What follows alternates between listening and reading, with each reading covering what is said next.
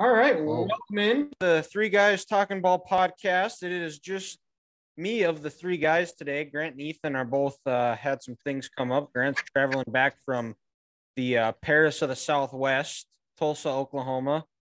Ethan had something come up, so he's not able to join. So we decided to upgrade and we bring in the pride of Beach, North Dakota, Mike Zier. Mike, how we doing? hey, pretty good. Sorry to hear about your slacker partners. You'd think that they could be here. And as far as he's driving back from Tulsa, I mean, there can't be much on the road. He could just put the phone on the dash and be in the conversation. You'd think, yeah, but Yeah, that's he's not he's similar to you where he's not very tech savvy. So yeah, that's true. I'm yeah, definitely not tech savvy. and he was at the Oklahoma State game over the weekend, and he was in Oklahoma gear. Bedlam. Yeah, yeah, he So was that at was a the Bedlam weird game. game, right? They Oklahoma got out 28-0. And I actually went to the movie. I went to here in Beach. They reopened the movie theater about a year ago, and so I like to try and support it. And they had Black Adam on, and I'm like, wow, 28-0, And I get back and see the score, and that was all Oklahoma scored. Yeah, it was. Yeah, after that, it kind of just fizzled, and then I think Oklahoma State had some got into Oklahoma territory. I think they got in the red zone a couple of times, ended up turning it over, and that was it for Bedlam. But you had some exciting games that you got to call the 9-man state championship. You got a doozy of a game between New Salem and Cavalier. What was your first experience doing color commentary like? Well, I was really nervous. I'd never done that before. I did one on KDIX with Jim Dahl. I did color for a football game, a college football game. I've never done television before, because I have a face for radio, and so I was nervous, but I just told myself after I started, okay, I'm in teacher mode, right? So for those of us that are in education, you know, there's really two kinds of, when you're in teacher mode, your language is a lot different than like when I'm in football mode or whatever, and not everyone's like that, but I am. So, I just had to make careful of that. And then I kept interrupting Sam, which, I felt bad about that. But I thought the game was great. It was really fun. Um, and I didn't know they'd had donuts up there. I mean, I would have been up in that press box years just getting free donuts from those. Have you ever had those Sandy donuts? Oh yeah, From yep, Yeah, they're pretty good, right? yeah, oh yeah. And so it was fun, and it was a good game. Went to overtime, and I hope I gave a little perspective on how different the 9-man game is than the 11-man game. Basically, because of the always going for two and not kicking. I mean, it just changes the game. You know that from coaching. Yeah, for sure. And how many in your coaching career, how many extra points have you kicked? Can you count on one hand or is it two hands? No, actually, so when I first started as head coach at Beach, we were 11-man, and we kicked PATs all the time, and then even my first year of 9-man, we even kicked the field goal down on Mott. But then the more you progress in the 9-man game, you find out that number one, it's tough to block. When you only got nine guys and two of them are one's holding the ball and one's kicking it, that leaves seven on the line. That's tough to block because you got a sharper angle to the ball. So we just and I don't know. I think Shiloh Christian, when we played them, they would kick PATs, but I know of very few 9-man teams that kick. Just the nature of the game. But no, we kicked quite a bit in 11-man. That's we have to. In fact, the first playoff game we ever won in school history, we won 9-8. We had a touchdown, extra point, and then a safety. There you go. Yeah. Even it's trickled up more into the 11-man game too, I think, because I feel like we played a lot of teams this year that ended up going for two most of the time if they scored a touchdown. So Well, you're seeing a it a lot lot of that, more and more yeah. analytic route, but I mean, I see what you're saying, Dylan. I don't know if it's analytics so much as you just may not have somebody who can kick the that dang too, ball. yeah. I mean, if you can't have someone who doesn't kick it, I mean, he kicks it straight into the center's butt. I mean, you know, your better chance is just go for two. But it's kind of like some of those guys. I get it, but some of these guys are all big tough guys, and we'll never punt, and it's like, well, what do you do when it's 4th and 15 from your own 20? I mean, it's okay to punt. Yeah, yeah, punt's not a I bad mean, play. yeah, it's not a bad play. I mean, so everyone has their own style. Yeah, and we won a game this year because we had a kicker and he kicked the game-winning field goal. It was one of the craziest games I've ever coached in, back and forth. We each scored 50 points, and it was a 4th down and ended up running the kicker out, and he made it. So Yeah, it's a yeah. huge thing to have in your back pocket.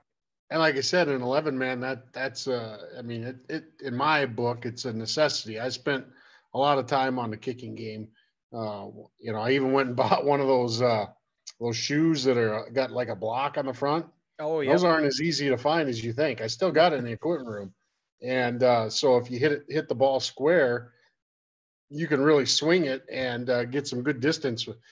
We had Devin Steele. He owns the auto repair place here in Beach now.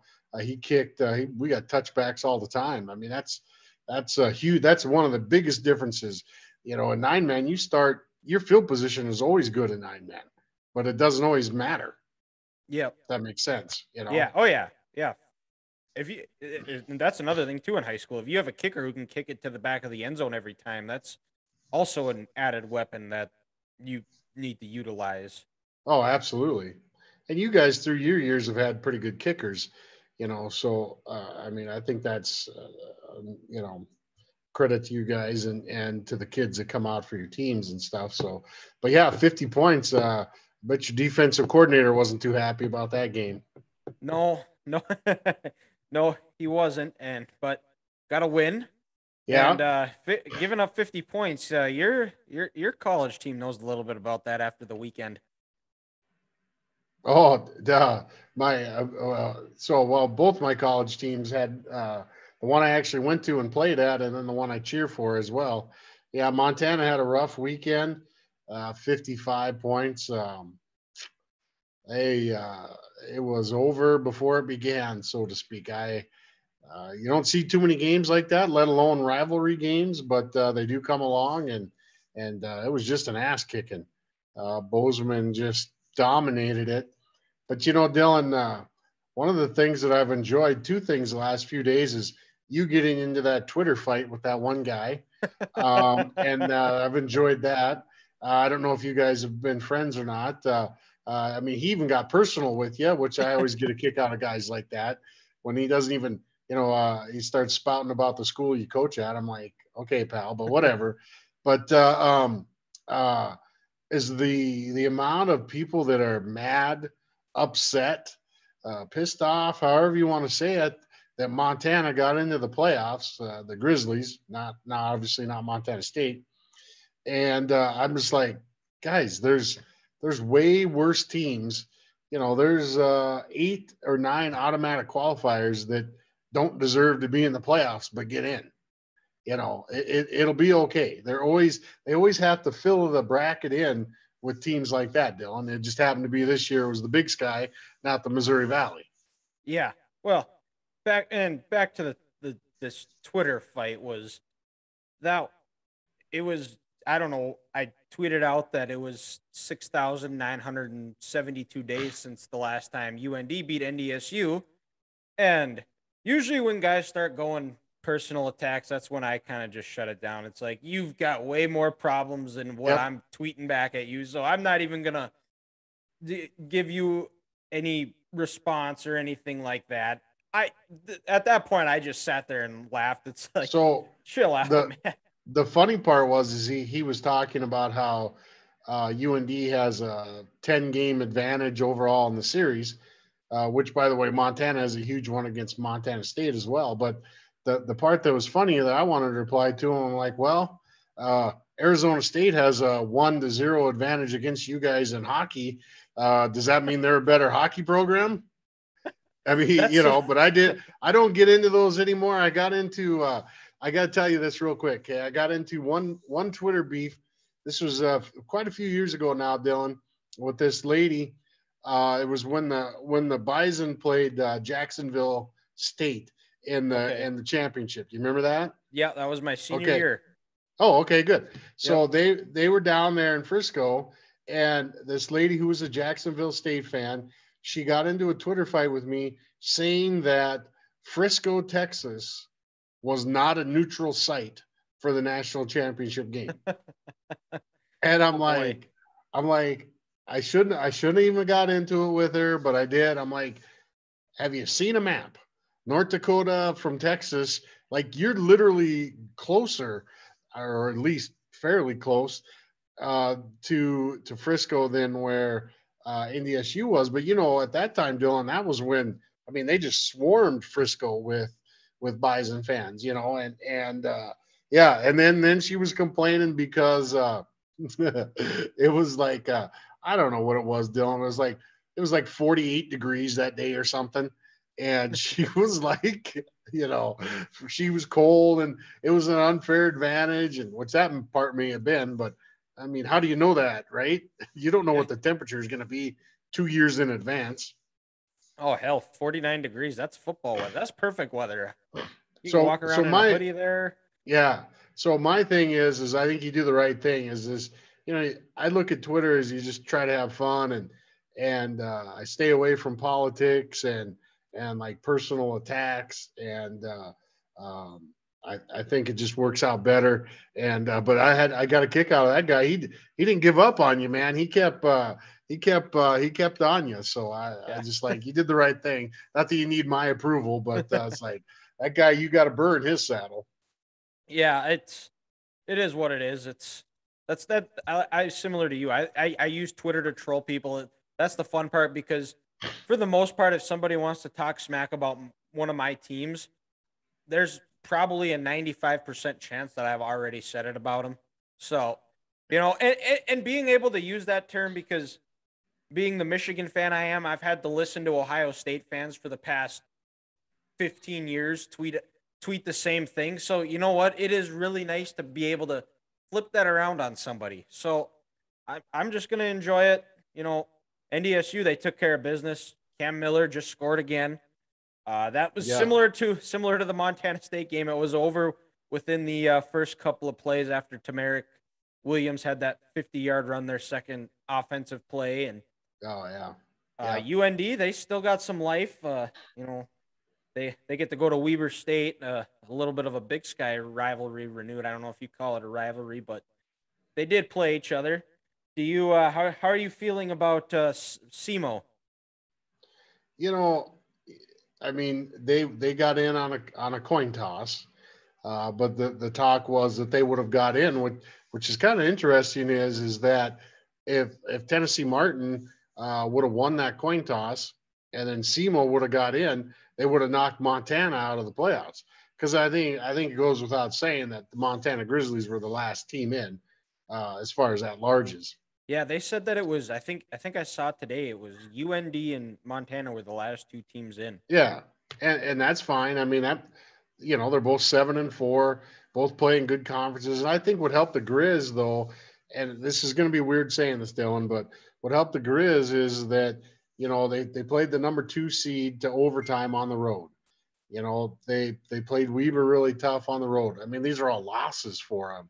And what killed the Grizz was they lost the little brown jug, or this beer stein, or whatever the thing is that they play with Idaho for.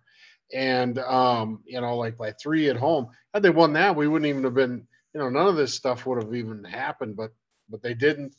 So SEMO will come up there, and I actually think that the Grizz are going to bounce back and play well. But if you're a SEMO, you're looking at that and you're like, wow, we can run the football on these guys, because why not, right? Yeah, but it's a night game in Missoula. It's what is it, Dylan? It's like 8 o'clock kickoff our time. Yeah, because I was listening to Hot Mic today, and they were saying it was like a 9 p.m. and they're in Fargo, so Central Time. So it's like a 8 p.m. kick. gonna be a little chilly, probably some wind there, but yeah, So I think yeah, should be a good game. It'll be interesting to see. I don't know if I'll be able to stay up and watch. I'll probably try to watch some of it, but usually by 8 o'clock I'm pretty footballed out on a Saturday. But when I saw the bracket for NDSU, it was South Dakota State is the 1 seed. So and everything you heard and read was Bison were going to get the 4, Sac State was going to get the 1, but so they flipped the 1 and the 2. So yeah, it ended up kind of working out where I really like NDSU's bracket. They get to play Montana, who I think Tommy Millott is still running through the Grizzlies defense, correct. and that's a bad matchup for Montana. I think was Bob, and this would set up a matchup between NDSU and Montana, which this would be the last time Bobby Houck, I think, coached against NDSU was when NDSU was still in the D2 era, which I'm kind of bringing up some bad memories for you, Mike. Oh yeah, that was the Bison's signature win actually. When they were transitioning up and they came out to that was back when teams wanted to play the Bison. And you remember like they even played they played like Central Michigan when Antonio Brown was there and JJ Watt, yep. Yeah, and but what back to a couple points. Number one, you need to just suck it up, man. It's the playoffs. Don't give me this. I'm football out by 8 o'clock. I mean that it's a Saturday night, dude. What you got like 10 kids that you got to put to bed or what? So yeah. So I mean, yeah. So you're okay. The second thing is I thought it was really unique that I think what they did, Dylan. I have no proof. I think what they did is they specifically did not want the 2 best teams from the Big Sky or the Missouri Valley to play each other in the semifinal. I think they specifically set it up, and that's why the seeds were flipped. I think that that way, and if you're in the SU, going out to Sac State, let me tell you about those guys. I mean they're really good. Yeah, I mean, I watched them play the Grizzlies. A lot. They got a really good back. Their defense is really good, but they don't have that huge crowd, because in Sacramento, they're 250th on the things to do on a Saturday night in Sacramento. And then on the other side of it, though, oh boy, I mean, if you get that Bozeman versus South Dakota State game, look out. That'll be a darn good football game. That one should be the Friday night game on national television. But I actually think that Montana is going to bounce back, and then like you said, struggle against NDSU's running. And as far as Bozeman, Dylan, they're going to have to throw sometime. They're not going to be able to run like that on everybody in the playoffs, and so that'll be the key. They haven't thrown the ball very well. Of course, against Missoula, they didn't have to, right? I mean, why throw it? So 439 yards. I have that written down. Yeah. Yeah. And I've always told this to Dom Izzo and the other guys, until the Big Sky, in particular, Montana, who I follow, until they get bigger and better in the trenches, offensively and defensively, they won't compete with the Missouri Valley. And my question to you is, is Montana State bigger and better? Well, I kind of thought, well, last year, they might give them then it was a blowout, but so I'm excited about the playoffs, and I will not be in bed at 8 o'clock saying that I'm football out that on a Saturday. I know where you live. There's not that much going on a Saturday night that you couldn't handle watching a little playoff football. Well, there is another game that day that has drained me emotionally, which we'll get into in a little bit here. But back to the FCS playoffs is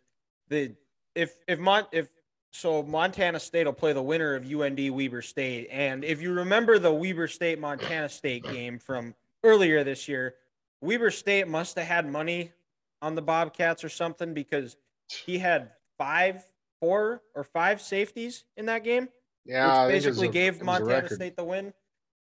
How does Weber State outside of the long snapper match up with Bozeman?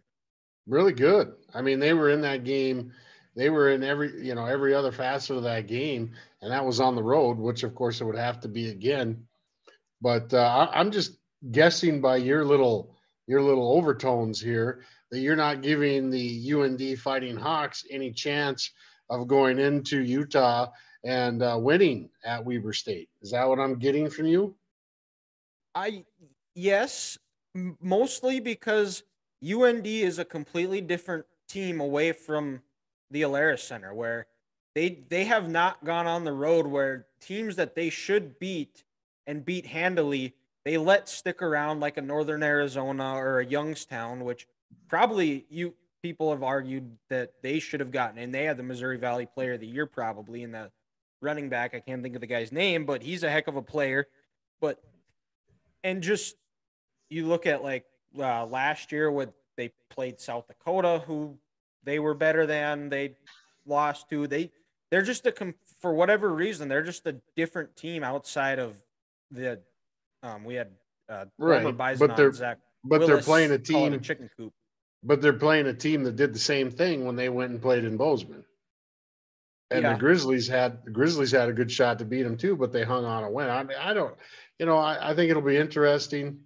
Dylan, I really feel bad, and I'm not being a jerk here. I'm not making a joke.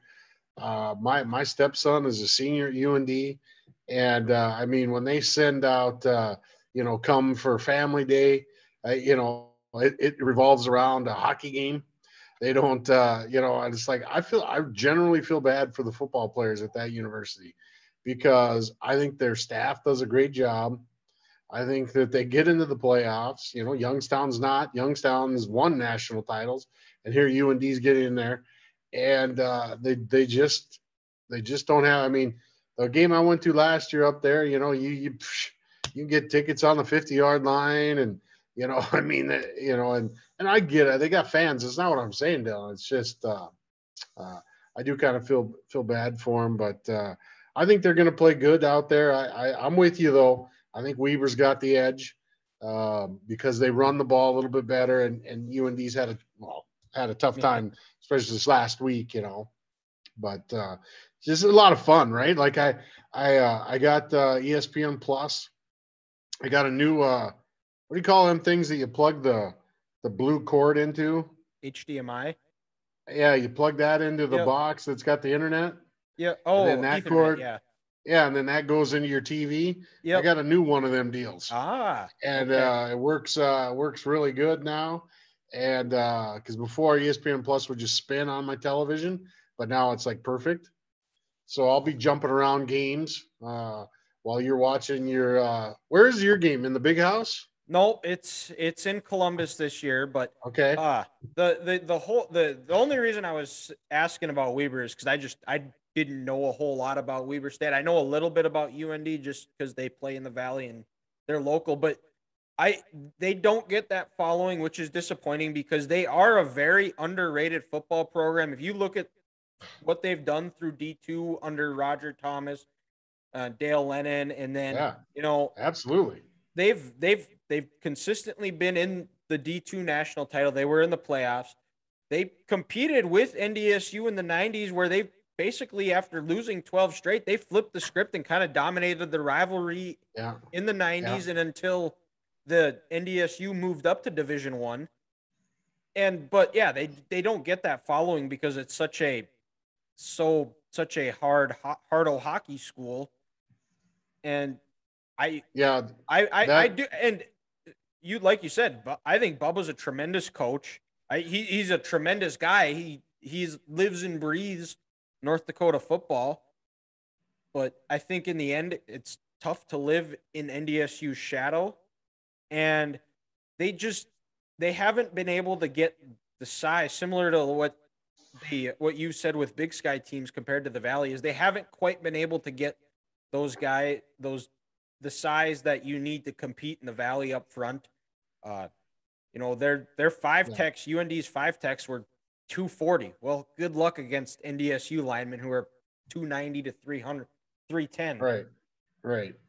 Yeah, and the other thing that's interesting about UND is when they decided not to move up with NDSU, if you look back, Dylan, at the history of South Dakota State football, Yep. all right, in D2, they were not a very good program. They were a doormat.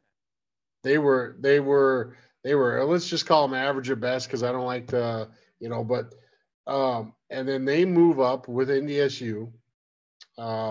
And the rest is history. I mean, they've done such a great job down there. And UND, because they drug their feet, and then they finally hopped in, and then they had to get in the Big Sky, and it just seems like they're always, they're just trailing them a little bit, but of course the Bison, Dylan, to your point, not only did they get all those big linemen and stuff, which they certainly have done that. I mean, geez, what do they got? Like 4 linemen in the NFL or something like that. And I mean, I don't think, there's not many. Michigan probably only has 4. You know what I'm saying? I mean, they might have more, but I'm just saying. And, but then they get the skill guys to come with them now. And that's really been what's led to this resurgence. Because, after Brock Jensen was done, I was like, well, Brock Jensen's the best quarterback I've seen at that level. Well, then all of a sudden Carson came. And then all of a sudden, then Easton Stick, and so credit to the Bison. Yeah, I think it's just the strong culture they have, and they've developed and maintained it. And I think it's something that I think partially because NDSU, they get the fan buy-in and the support, the following that UND doesn't. UND football doesn't. They just don't get the buy-in from the fans and the financial support. It hinders them. And, I think if they had to go back to 2002 and when NDSU came to them and asked them, said, let's go do this jump together, I think they would in a heartbeat. And who knows what the rivalry would have been. I think it would have stayed as intense as it was when it ended. It's kind of died, I think, for a lot of the people that aren't from this area. Absolutely. Yeah, because I know, like, for me, that's always who I've always thought of with a rivalry is NDSU UND. Yes, South Dakota is probably now, or South Dakota State is probably now, but I still look at UND as the biggest rival just because watching when they were Kings documentary. I don't know if you've ever seen that, and then just going back on YouTube and finding those games, just seeing Dakota Field. It was the last game of the year, which it should be every year, similar to what the Griz-Cat Game is, and all those other top rivalries, but it's not. But I think we'll see what happens. I hope UND makes it a game. I think the better UND is, I think that's going to just keep elevating the rest of the valley and the rest of try to make even NDSU get even better. But do you have any teams that you have in the FCS bracket that you have circled as a team that might surprise some people or might go on a run? No, there's some teams though that I want to see how good they are. Okay. William and Mary,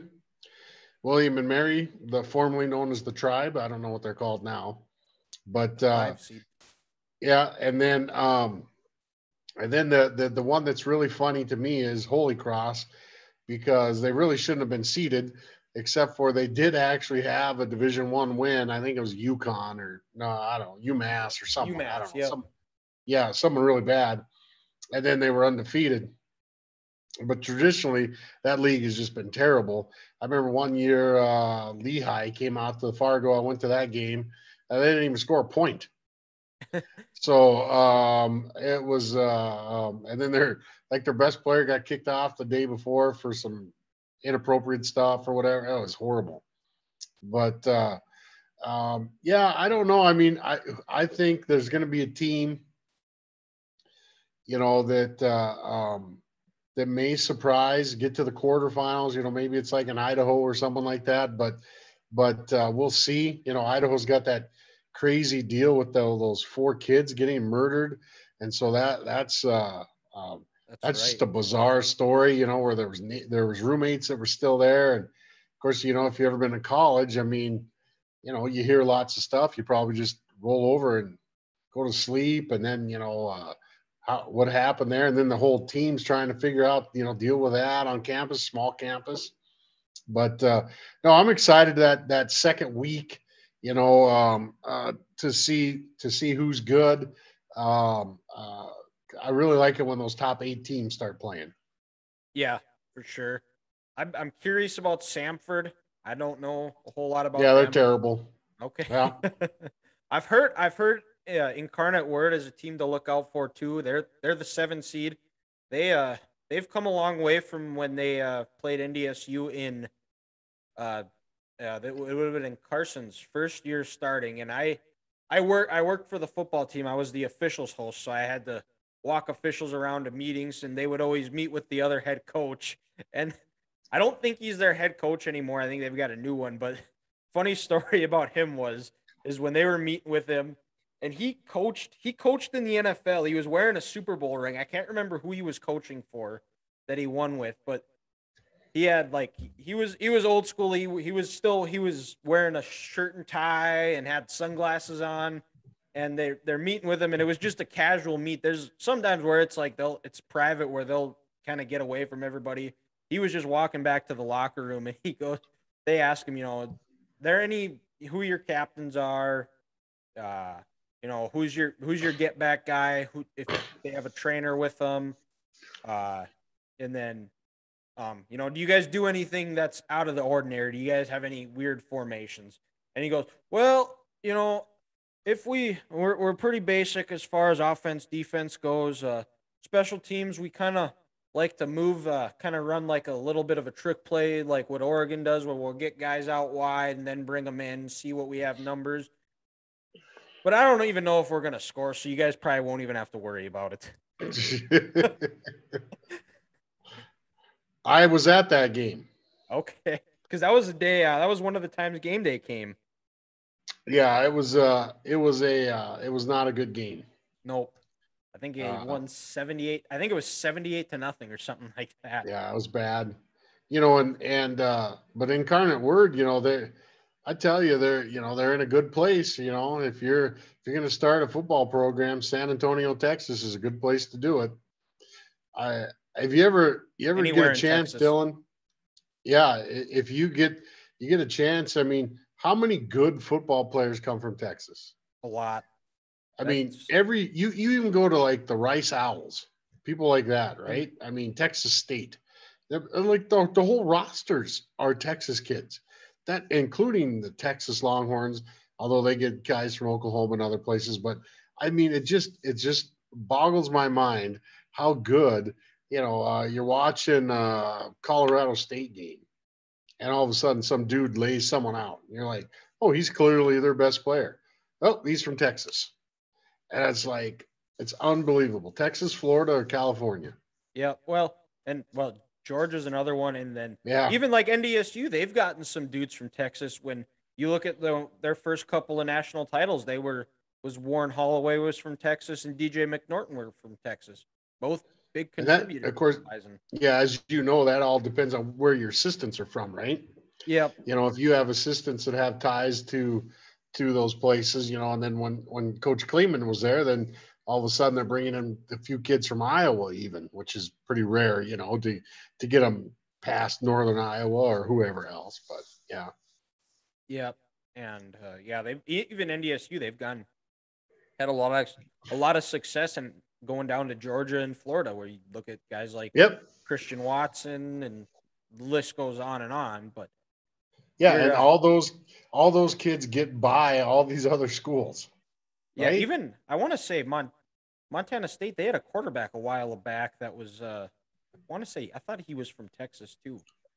Oh yeah, I mean Montana the same way. I mean they've gotten, Montana's best quarterback is a transfer from San Diego State, Okay. but they've had QBs from the state of Montana. Of course, the state of Montana, Dylan's not what it used to be. I mean it's over 1 million in population. It used to be 800,000. or under 700,000 when I was in high school. And, so that Western Montana is really filling up. I mean, there's schools that were like class B, class C, so the size of like Baker, Montana or whatever, that are now like double A. Okay. Like Belgrade outside of Bozeman, for example. That's just crazy. I Yeah. mean, Well, Bozeman only has one high school, not I want to say. right, but they're I think they are either building or going to have another high school is what Okay. I heard, but don't quote me on that. But Okay. Gotcha. yeah, no, there for the longest time they did Bozeman High, yeah. But like I said, a lot of people live in the Belgrade school district, so Yeah.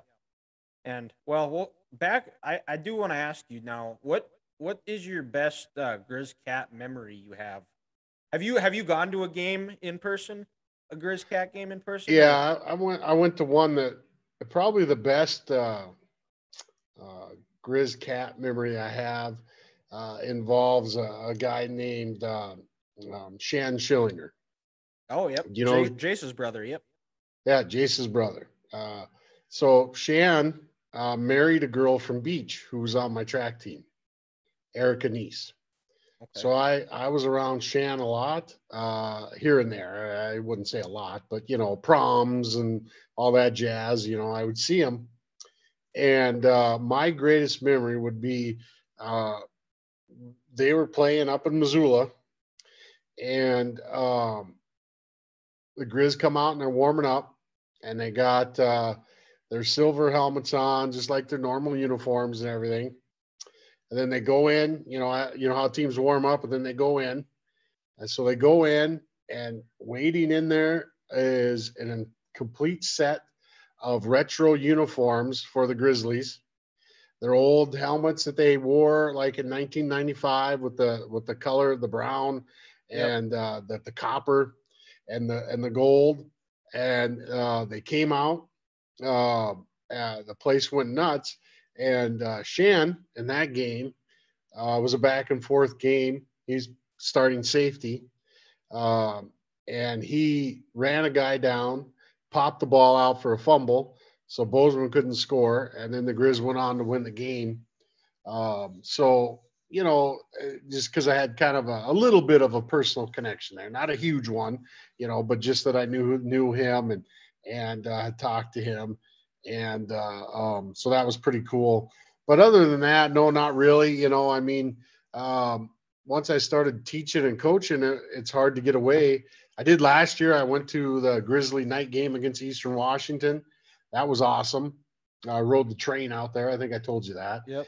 And but I don't get to too many games because Dylan, from Beach, it's quite a jaunt It, to Missoula. It's a it's a lot long easier going stay. to Fargo. Yeah. Yeah, it is. Are you if Montana beats SEMO on Saturday, is there a chance you make the trip out east to Fargo? I can't. I mean, I would 100%. I would, but I have and I could maybe still pull it off.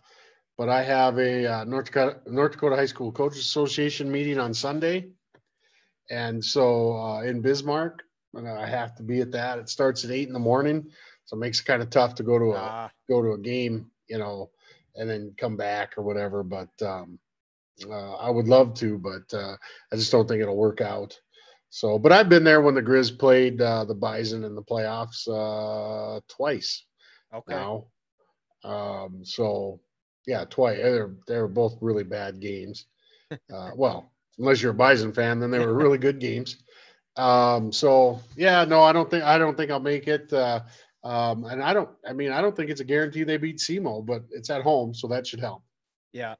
And before we get to the Michigan Ohio State game, do you want to actually know the real reason why Ethan wasn't able to join us tonight? Sure, sure. So he is a Vikings fan. I'm a Cowboys fan, and the Cowboys whooped their ass so bad he didn't want to deal with me, which I don't understand. I'm not one to rub it in or talk negative about another team or anything like that. I'm just gonna celebrate my team's win and move on. But he's scared and he didn't want to show his face. Really? Okay. Yeah. Well, Well, the way you guys treat each other, I mean, pretty soon it's going to be just two guys talking ball and then just one guy talking ball or whatever. So, Well, when I started it was just me talking, and then too much dead time. You don't realize how hard it is to talk by yourself with there's no extra noise. There's just so much dead noise that need somebody else to kind of help move the conversation along. oh, absolutely. That's why even like some of those, you know, people who do this for a living, you know, what they have someone that does the news or whatever, you know, whatever. Uh, yeah, because you got to have that conversational type stuff. Yeah. Yeah, but Well, I don't have much to say about Michigan, Ohio State. no, well, I don't you live and could breathe my life about it like you do. So well, you could be questioning me about this. yeah, These other than the fact that your coach is a Looney Tune who sleeps up in the trees of recruits and stuff, and he's a nut job. But other than that, I mean, I don't know much about Michigan football. Yeah, he definitely is very quirky. Oh, Has his your running back's hurt, so you're going to lose because of maybe that. well he it sounds he came back. He played one play against Illinois Yeah, it was for him. terrible. The It refs was blew that one for you guys. Illinois should have won that game. Apparently, you guys can block 10 yards before the ball's thrown. But anyways, yeah. well, it goes back to a famous quote from Michael Jordan that what the ref call? Yeah, Michael Jordan didn't play football. Well, still the same response. So Yeah. Yeah. but it And I'll say the famous words of Mike Zier. What'd the replay show? don't matter. Yeah. Okay. But yeah, it's this last year was a fun one. It was their first win since 2011. It was a Right. it was a I chewed glass for about 4 hours. I did not wasn't able Was to this really. was this before you went to bed at 6 o'clock Yes, it on a was. Saturday? Yeah. Okay. Well, I said that I would be able to start the game. I don't know if I'll be able to finish the game. Now, Yeah. if one of Yeah. my teams was playing, I would finish it in a heartbeat. Yes, but I don't have a dog in the fight, so I don't know. We'll find out. Yeah. I It's might not like just you. It's not like you run a sports podcast or anything like that you're trying to keep off the ground or anything. So you wouldn't really want to actually watch sports. Good this point. this is Yeah. true. Fair point. um, You're just gonna keep slinging Pepsi your whole life. yeah, All right. Keep it up. but chewed glass for 4 hours. I had to once they finally Michigan got the ball back with 50 seconds left, and there was no chance Ohio State was getting the ball back. That was when I could finally let out a big yes, and it was this one 2-11-0 teams. Michigan's looking for their first win in Columbus since 2000. So most Wow. of those kids on the team, they weren't born yet. Right. And yeah, You were in what, fourth grade for the third time? I was actually in fourth grade because I was so smart. Okay. I was Yeah. 5 years old, so I was a very smart 5-year-old, Mike. Right.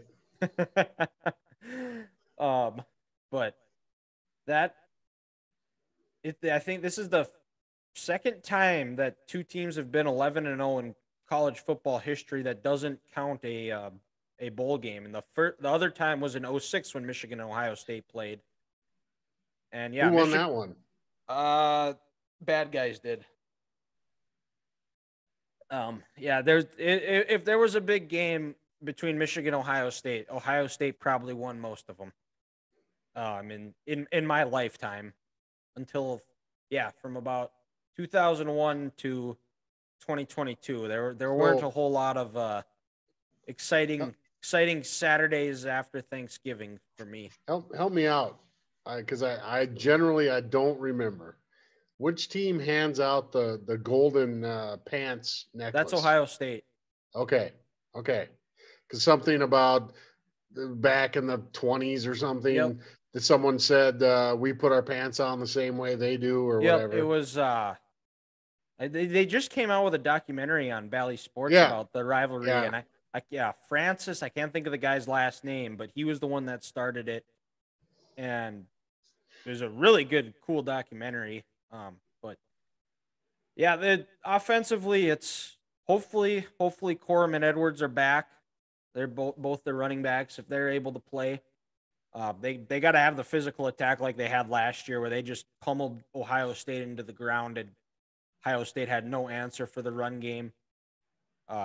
Receivers this year, there was a talk about this being some of the best receiving core that Harbaugh's had in his time, but they've been very underwhelming. A lot of drops. They got to make plays, and there's no better time to do it. Big time players make big plays in big games.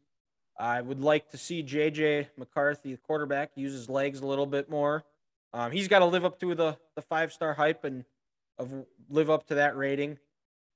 And I think another thing is they can't, when they're able to move the ball, they can't settle for field goals. They got to find ways to get in the end zone, end every possession with a kick. And I think to win, they're going to have to score in the 40s. I think Ohio State, that offense is cooking. They're always cooking. The C.J. Stroud's tremendous. Marvin Harrison is probably might end up being better than his dad.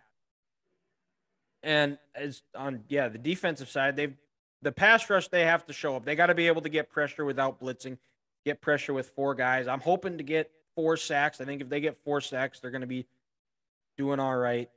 They can't let big plays become big plays, which is such a big part of Ohio State's offense, is just those explosive plays. Make Ohio State prove they can go down, score with 10, 11 play drives. And then another part too is I mentioned Marvin Harrison, a tremendous receiver. He's going to get his, just like I said, limit the big, don't let it become a big play. But they can't let guys like Emeka Ibuka and Julian Fleming, who started off with the year really hot and kind of simmered off. Emeka Ibuka, he had a big game against Maryland last week, but they can't let those guys have big games. In 2018, when they played, Chris Olave went into that game with no touchdowns. He ended up with 3 against Michigan, and that was the legend of him that was born. And then he had a touchdown yesterday, by the way. Yep, he did, and then force field goals in the red zone, and then try to get pick C.J. Stroud off one time, and don't let the Ohio State run game get going, because that's where it's going to open up that passing game that Ohio State has. That's very. Let me ask you this. I mean, that was a great rundown and everything, but how does a kid who grows up in Dickinson, North Dakota, goes to, I assume you went to Trinity because your sister did. I mean, you say you were at track meets. I never saw you. I'd certainly know your sister, the athlete in the family. But how does a kid from Dickinson, North Dakota, who goes to Dickinson Trinity, become a Michigan fan and not a Boston College or Notre Dame fan? So I was actually public school K through 6, and I played all the kids that I played basketball with all went to Trinity. So when 7th grade, I transferred to Trinity.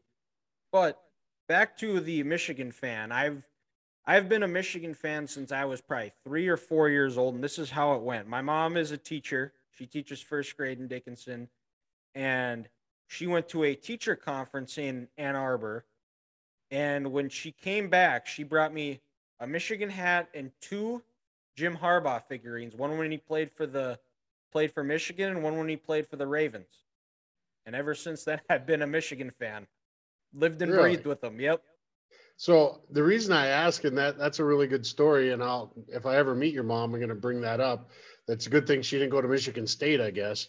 But anyways, it's always funny, Dylan, when we run into people who don't grow up where we grow up, because certainly Miles City is no different than Dickinson, and they don't understand that we don't have, we like NDSU or we like Montana or Bozeman or whatever, but as far as like big teams, we don't have big teams, because maybe the Grizzlies play Oregon State once every 12 years or something, and so I always get a kick out of you maybe you had a relative go, or guy I follow on Twitter, his daughter goes to Vanderbilt, so that's pretty cool. So he's become a big Vandy fan, and I just always get a kick out of those stories because that's like I became a Steelers fan because my brother was a Steelers fan, and then I became a Phillies fan because in '83 they were in the World Series, and that's when I was like 10 or 11, right? So Yep. that's pretty cool. That's pretty cool. That story about. Do you still have those figurines? Oh yeah, yep. They're in my childhood bedroom. Yep, they were hanging up on my bookshelf. Oh, okay. So All right. yep. No, that's cool. Have you ever been to a game at the big house? I've never been to a game at the big house. I've been to two Michigan games. I've both when they played Minnesota at it was now Huntington Bank, but it was TCF. I went in 2012, my senior year of high school, when Brady Hoke was the coach. They won 35 or yeah, I think it was like 35-10 or 35-13. Yep. And my dad and we got front row right in the corner. It was Denard Robinson's senior year, so that was kind of the big thing was being able. I was gonna go get to watch him play. They Did you played throw on some Nebraska. shoelaces? Yeah, they played Nebraska the week before, and he hurt his elbow, so he didn't get to play. But he Oh, dressed. But okay. so where our seats were though, it was right by. I don't know if you've ever been to a game at Nope. TCF. No, not. I've been at the Metrodome, but that's years Okay. ago now. But so like where we were sitting is it was a walkway right to where their tunnel was. So I was able to go right there. I got to give Denard 5 and the rest of the team. But and then in 15, it was actually me when Grant, Ethan, and I were all living together at NDSU. We went to the Michigan Minnesota game. That was Harbaugh's first year, and it was Jerry Kill was the Gophers coach. He Right. retired on a Wednesday of that week, and because he had health problems, he was Yep. having trouble Yep. with his seizures. So they promoted Tracy Clays as the interim, and before the game, Mitch Leidner was running around with a Jerry Soda flag, and it was a back and forth game where the bounces just seemed to be going Minnesota's way. Michigan's quarterback got hurt, and after that, Michigan kind of struggled moving the ball, but defense bowed up. They forced Minnesota to kick field goals in the red zone, which gave Michigan a shot. Yeah. They had one good drive at the end of the game with about 2 minutes left to take the lead to go get up 27-20, 26. They get the 2-point conversion. They win, or 29-26. Minnesota goes down and thought they scored because there was threw a deep shot and the receiver's knee was down at the 1 with like 30 seconds left. They review it. Ball was down at the 1. Minnesota comes out, and so there's 30 seconds left, so they had some time to run the play. But since his knee was down in bounds, the play clock started, Right. and somehow Minnesota didn't realize that, so and it was probably more than 30, less than 30. I think it was like 15. They let like 8 or 9, like I think it was like 2 seconds left on the clock, and Minnesota tried running a play. It was an incomplete pass. There was 2 seconds left. They were at about the 1-yard line. Minnesota could have kicked a field goal. The game goes to overtime. But they decide to go for it. They go for a QB sneak. Michigan stuffs them, and they win. And it was my heart was ready to beat out of my chest. And I'm yelling. Ethan was yelling. He got in. And I'm like, no, he didn't get it. He didn't get it. He didn't get it. And then they review it. Didn't win. Michigan gets the little brown jug. So yeah, no, I haven't like it. I mean, I've been to. I like to go to bowl games, and I've only been to 2, I guess. So I wouldn't say I go to a lot, but which I went to games? the Alamo Bowl twice. Oh, okay. And the big reason I like going there is because it's nice, good weather down there. The river walk, there's plenty to do, and then you're guaranteed the weather's going to be good in the Alamo Bowl. I'm not a big like I don't mind coaching in weather, Dylan, just like you don't, Yep. because it's different. Well, But and sitting there, I'm in the booth, so I don't have to worry about it either. Oh, okay. So, but yeah, so you're good. But sitting there, it's different. But the first game I went to was Michigan State and Nebraska. Obviously, they were in different conferences then. Yep. And then the last one I went to was Oregon with Marcus Mariota at quarterback against Texas, Mac Brown's last game at Texas. That's right. And you got Grant with a trivia question on that one. I remember that one. Yeah. And so yeah, they're fun.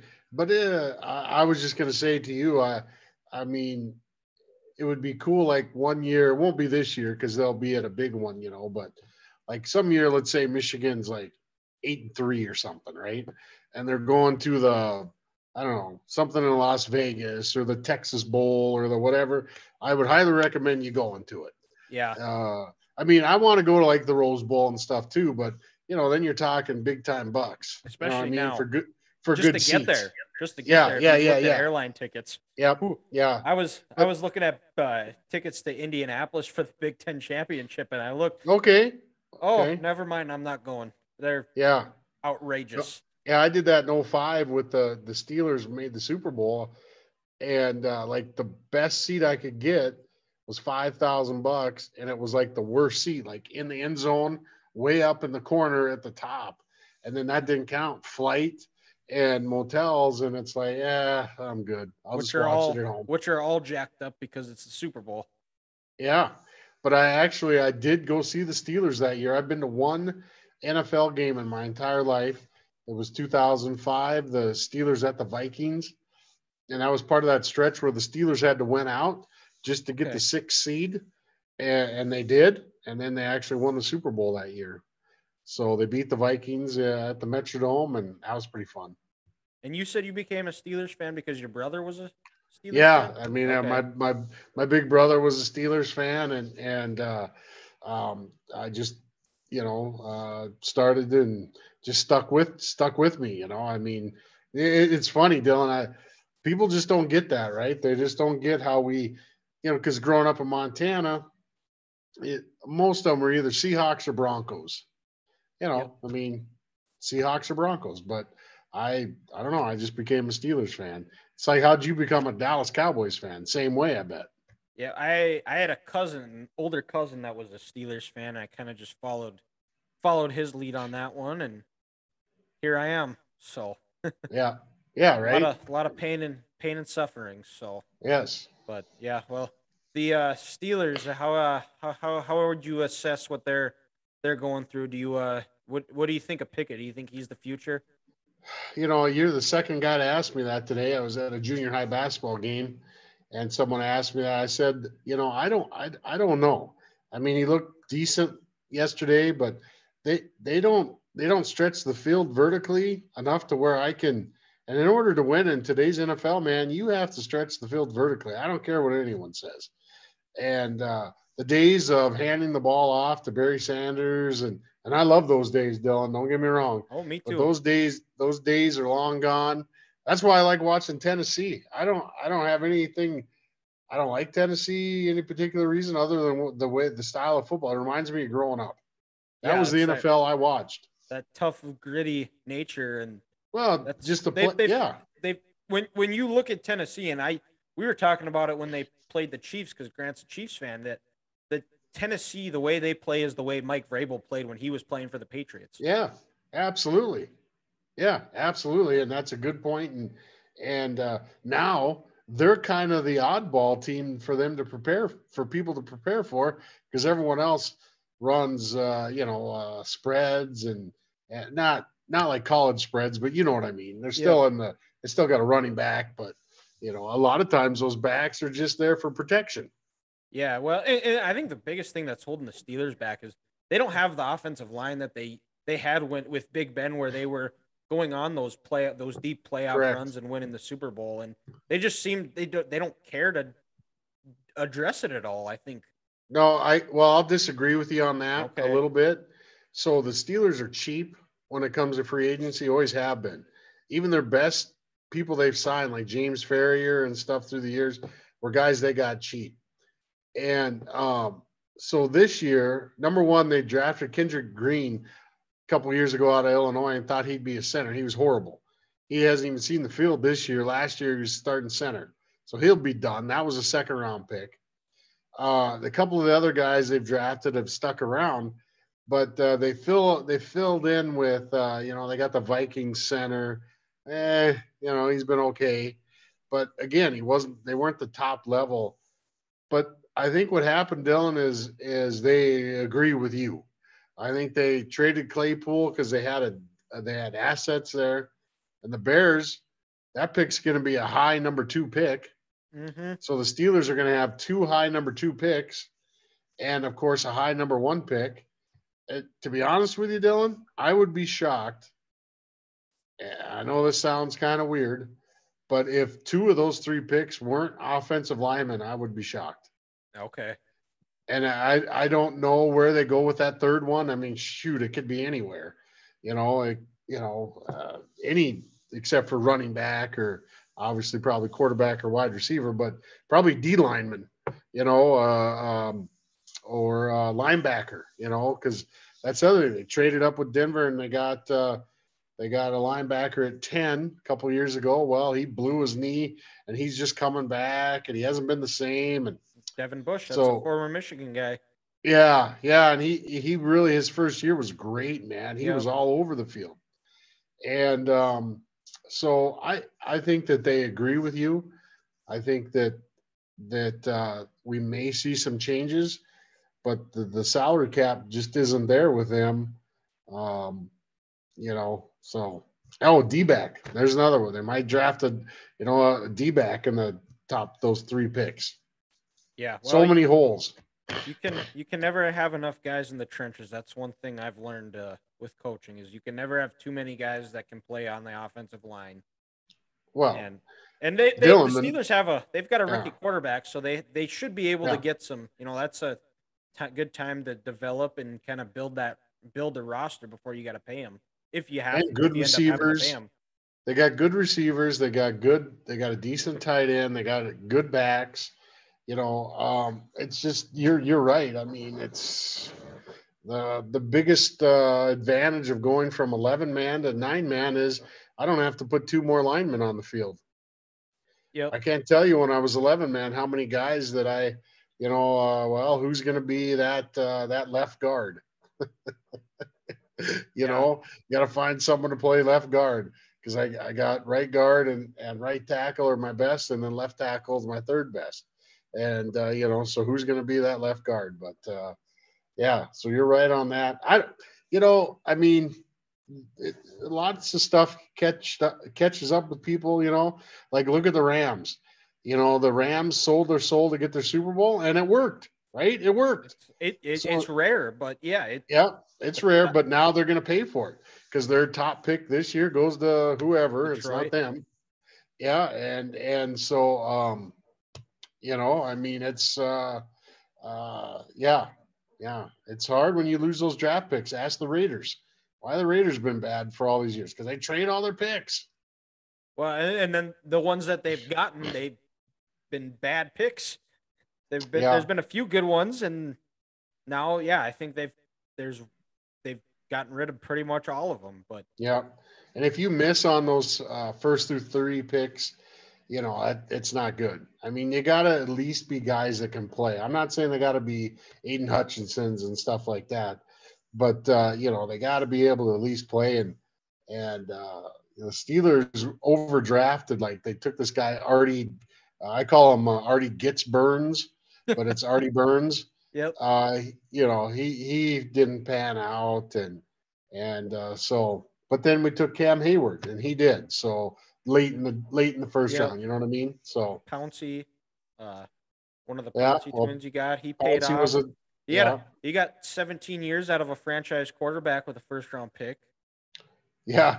The funny thing, Dylan, is obviously if you watch the Steelers this year, Ben Roethlisberger was not the problem with the offense last year. No. I mean, I think that's fair to say. Yep. Yeah. Well, the biggest thing is the offensive line, I think, and if you can't protect and like you said, Yep. it's a vertical game. A quarterback needs time to let those receivers run routes and get open and, stretch that field. But if he doesn't have time, he can't do a whole lot. Yeah, no, exactly. And so we're setting up for, be a spoiler.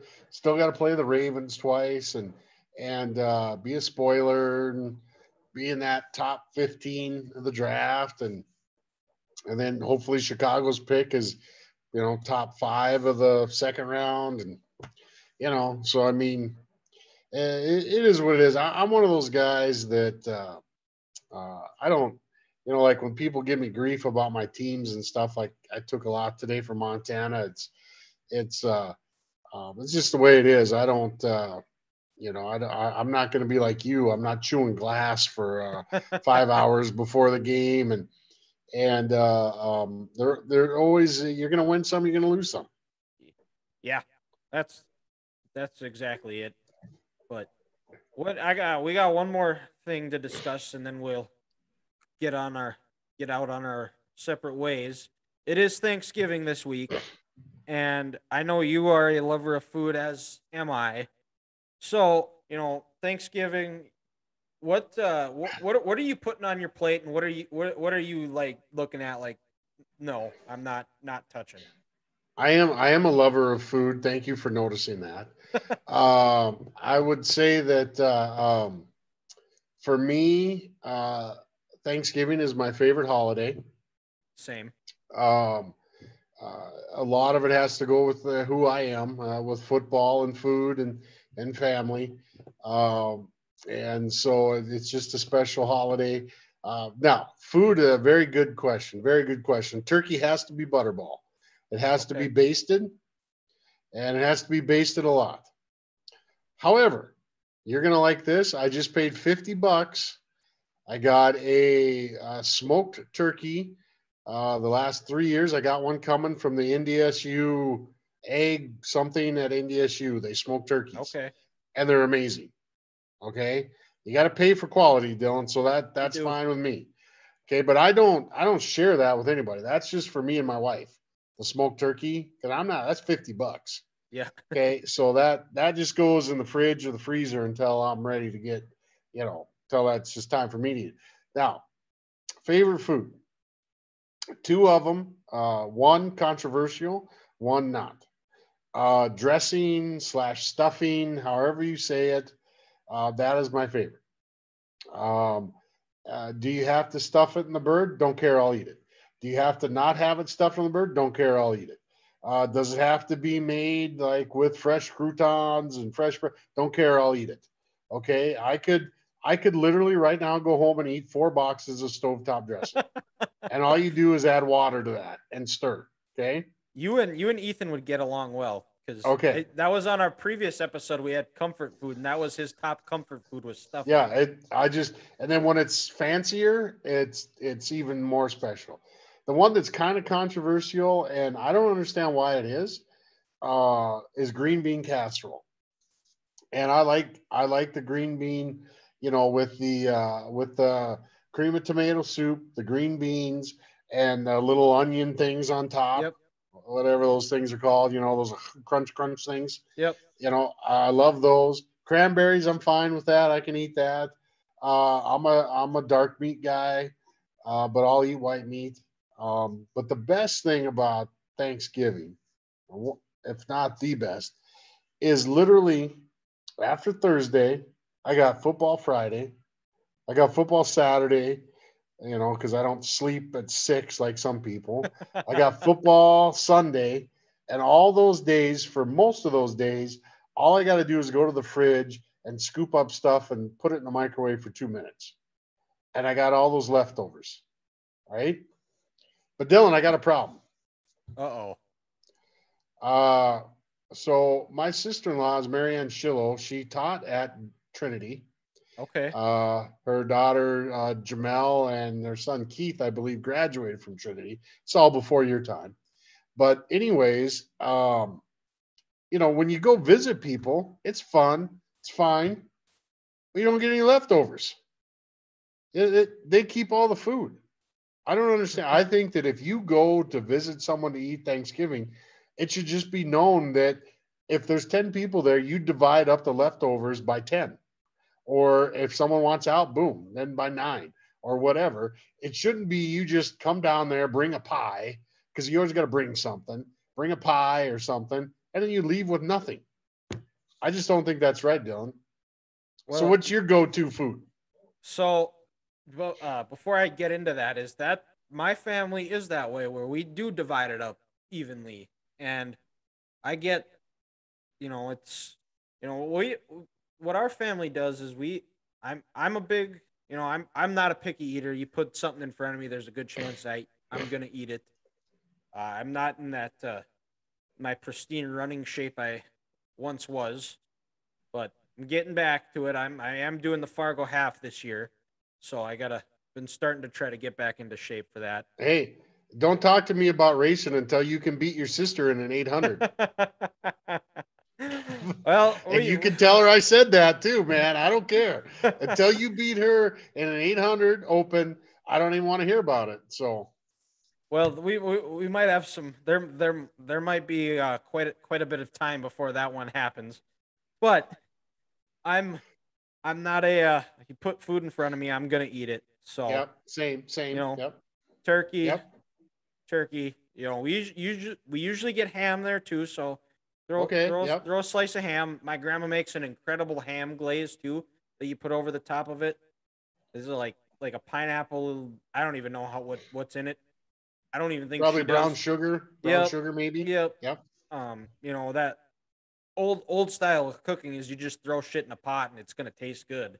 Yep. Um, so that uh, you know, usually we make meatballs as well, some meatballs and Mm, gravy. So I have nice, to do that. nice. The stuffing, the I'm not I don't mind cranberry sauce. I just usually just kind of run out of room for it. You know. Well, and you can only eat so much of it, right? Like I Yep. couldn't eat a whole, when the comes out of the can. I'm like, I'll take a little scoop. You know what I'm saying, Yep. man? Exactly. I can't just sit there and yeah, Yep. And then the mashed potatoes and gravy. yeah, You got to pour the gravy over everything. yeah. The green Agreed. bean. Yep. Green bean casserole, like you said. I big fan Do of you that guys as have well. that? Do you have green Oh bean yeah. casserole? Oh yeah. Okay. Okay. Yep. Yeah. Trying to think what else. Uh, we've never had it at a Thanksgiving, but I think if there was mac and cheese offered at a Thanksgiving meal, I definitely would dabble with it. I don't know if it sounds like that's actually a controversial thing is mac and cheese at a Thanksgiving dinner. Well, What's your let opinion? Being first the foodie I know you are, I'm I gotta ask you something first, Dylan. How okay. old are you now? 27 Okay, and besides Pepsi, what do you bring to the family meal? myself, my personality. Exactly. So that's selfish. So this year, this is what I'm telling you to do, okay? You Okay. need to not be selfish and just bring Pepsi and yourself, and you need to bring macaroni and cheese. And I want to hear from you. I'll come back on the show. I want to see your family's expression. I don't know if they listen to this, and maybe they do, so they might already know. But you bring macaroni and cheese. And now to answer your question, okay, because I want to All give you right. fair answer. Fair answer. I don't want to just make this all me unloading on your selfishness. Okay. Uh, I think that you can bring whatever you want to eat. I mean, it's Thanksgiving, right? We're thankful Yep. for who we are. But I think your mom, who I've never met, sounds really cool, would probably maybe slide off of her chair or whatever it is when you come into the door. If you come in with like something that you cooked for the meal. Okay. Yeah. Well, I've also been known to bring beer, so maybe does that count? I'm not a super big beer drinker. Okay. I guess that does count as bringing something, though. Yes, Dylan. Yes. Okay. So that's better than just yourself. Okay, you're kind of skipping over the part Well, about you bringing food to help your yeah. family instead of just freeloading on Thanksgiving. You could actually, and then you could be like, divvy it up and see what they think. You know what? I will make I will make mac and cheese. I will send a picture of it so you see what it's like. No, you should do it. We're going to Mott. That's where my mom's sister lives. Okay. And she listened to our last episode because you coached against her son when he was playing for Mott. He's my age. And so she listened to that one. So, and my dad is probably our number one fan, so he's never gonna miss an episode. And Okay, well, tell him not to blow the.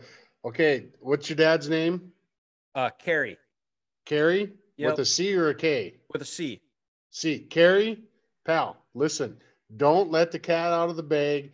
Dylan, your son, sometimes known as a freeloader for Thanksgiving, is going to be bringing food. Do not tell your bride or anybody else, okay? Please. There, I took care of Okay, it. Don't there worry, it Dylan. is. All right, Yes. perfect. But usually, and my mom, what she'll bring is she usually makes this like strawberry salad with like a strawberry dressing. That's pretty good. Oh, I Usually, love that. Yeah. yep. That's always a good helps with the digestion. And then you got to top it off with dessert, which is for me, I usually go with it depends on how many different desserts are brought. Kind of have to sample it out, but Yes. usually I like to go with a pecan pie with vanilla ice Lo- cream scoop, yep. and then pumpkin pie with whipped cream. So pumpkin pie, I'll eat. I would be all over that pecan pie though, man. Just trust me. You're not Mel Kiper. Yeah, no, I'm not Mel Kiper. My wife makes this thing, it's called like a Jello salad, and so Okay. you get like all these different colors of Jello, right, or Yep. flavors, and then you chop them up into little cubes, and then you whip it in with like this. I don't know, it's like this floofy stuff, and it's pretty good. That's pretty good too. But I'm like, I mean, kind of a traditionalist when it comes to. I'm just like you, pie.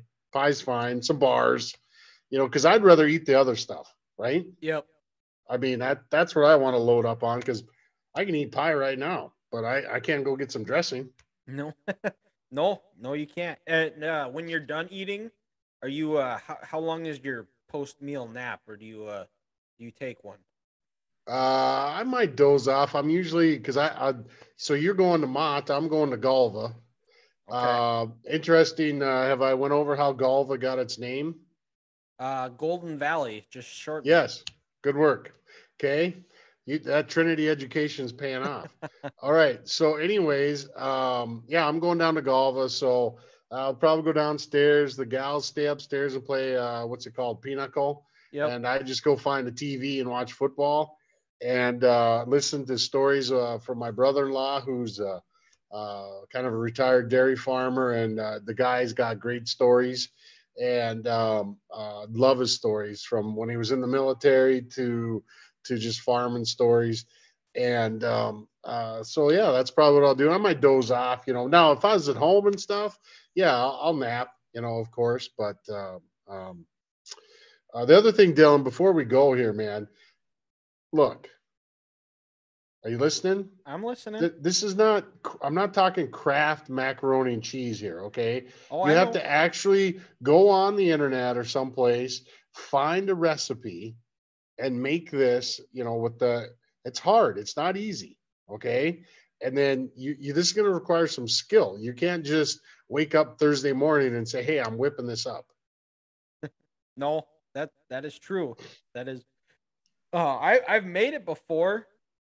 I've made like a during Lent. I always like to make like a buffalo walleye mac and cheese, where you put buffalo sauce on walleye, fry the walleye up, Oh, put it okay. That would in. be good. So Yeah. like doing that, and then put breadcrumbs over it. I think I have a plan. Well, I will keep you posted. I'll post it here. So I think that's all I got for today. Thank you, Mike, for joining us. This is a Wednesday edition. It's a Wednesday special. It's Get you guys exciting. ready It's a for special edition. Special yes. edition. Get you ready for Thanksgiving. We got Yes. big week of football ahead.